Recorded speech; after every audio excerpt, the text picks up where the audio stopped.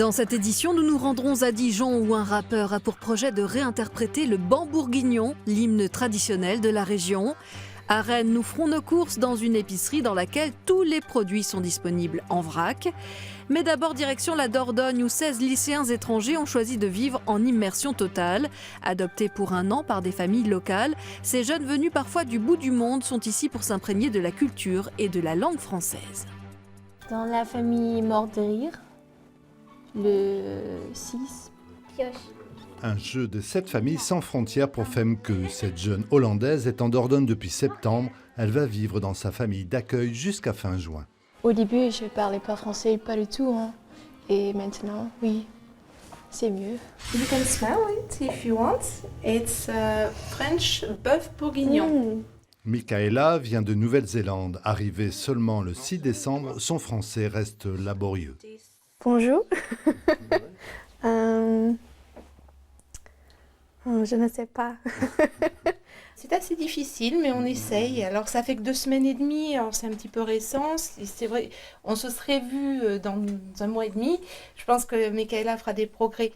Michaela et Femke font partie des 16 lycéens étrangers actuellement scolarisés en Dordogne.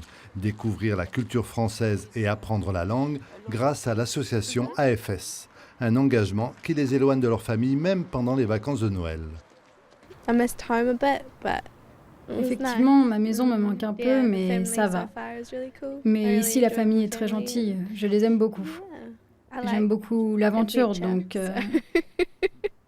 C'était pas une période très facile, parce que, oui, je suis en France, je suis toute seule, et c'est pas ma famille.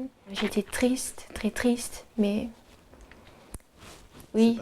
Oui, c'est passé. Et ça, c'est aussi le process de grandir. Grandir, devenir responsable, vivre des expériences inoubliables, ça vaut bien quelques compromis. Alors que depuis le 1er janvier, les sacs plastiques sont interdits aux caisses des supermarchés, certains commerces n'ont pas attendu la loi pour réduire les emballages. Dans cette épicerie de Rennes, tous les produits sont vendus en vrac. Vous vous servez de la quantité dont vous avez besoin, une bonne solution pour lutter contre le gâchis. 85 g de pommes séchées, 50 g de lentilles ou 40 centilitres d'huile. Dans cette nouvelle boutique rennaise, fini les emballages industriels. Ici, on peut acheter la quantité souhaitée de produits au gramme près.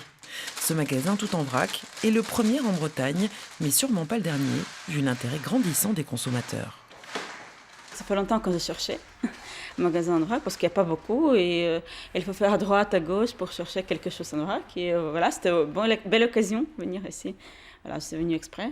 Je trouve que c'est un concept original et dans l'air du temps, faire attention à ces emballages, c'est quand même quelque chose de primordial. Pour la majorité des clients, acheter en vrac est devenu un acte citoyen qui permet avant tout de préserver l'environnement. Mais les intérêts sont aussi logistiques et financiers, comme pour ce couple de Guy Plumessac.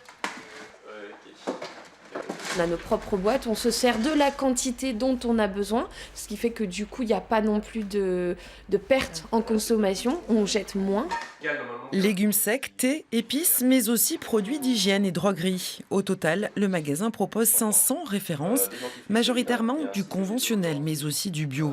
Une offre variée qui répond à la demande locale. C'est vraiment le principe, après c'est vraiment de se dire voilà, je suis citadin, je fais mes courses au jour le jour, je ne vais pas forcément non plus tout le temps en grande surface. Moi ça me permet d'aller aussi bien voir mon boucher que de prendre mes lentilles du puits ou aller prendre mon café, tout en mêlant entre guillemets les autres commerces de proximité. On se veut un commerce de proximité.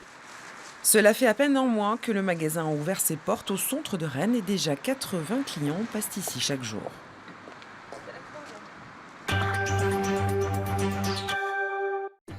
Enfin, les amateurs du Before de Canal+ le connaissent déjà. Greg Fritt est un rappeur, amateur de gros mots et surtout de bons mots. Dijonnais d'adoption, il a décidé de réaliser un clip en forme de carte postale musicale pour rendre hommage à la Bourgogne et notamment au Bambourguignon, l'hymne de la région. Son nom ne vous dit peut-être rien. Greg Fritt est pourtant loin d'être un inconnu. Ce Dijonnais d'adoption a déjà une longue carrière d'artiste derrière lui. Il s'est d'abord illustré en tant que musicien avec son groupe de rap Triptyque, mais c'est surtout par ses gros mots dans le Before de la chaîne Canal+, qu'il a été révélé au grand public. Mais qu'est-ce que c'est que ce mot? C'est vague, on peut presque remettre de l'eau. Swag, bolos, cassos, les mots du nouvel argot urbain, expliqué par Greg Fritt sous forme de rap, érigé en art de ciseler la langue française. À Dijon, c'est le banc bourguignon qui a inspiré l'artiste. Je me suis très vite rendu compte que ça se prêtait très bien à une rythmique un peu syncopée antillaise. Étant d'origine martiniquaise, j'ai tout de suite vu l'intérêt de réinterpréter le banc bourguignon à une sauce antillaise, on va dire. Greg Fritt souhaite réaliser un vidéoclip de 3 minutes, une sorte de carte postale de la ville de Dijon. Pour réaliser son projet, il fait appel au financement participatif par l'intermédiaire d'un site dijonnais. Il espère ainsi réunir 3 000 €, soit 30% du budget. Afin que les internautes aient une idée du résultat final, il propose déjà un aperçu, un teasing invitant les internautes à le soutenir. Le projet, une carte postale musicale de Dijon, un clip spécial pour redorer sa toison. Donc il était vital de prendre le banc bourguignon, lui rendre ses lettres capitales, lui faire reluire le blason. J'avais envie de rendre un petit peu à la ville le bien-être qu'elle me donne au quotidien et la bienveillance qu'elle dégage, que les gens dégagent. Tout simplement. Et du coup, ça m'a amené à m'intéresser à la ville à proprement parler, son passé, ses places emblématiques, ses personnages emblématiques aussi.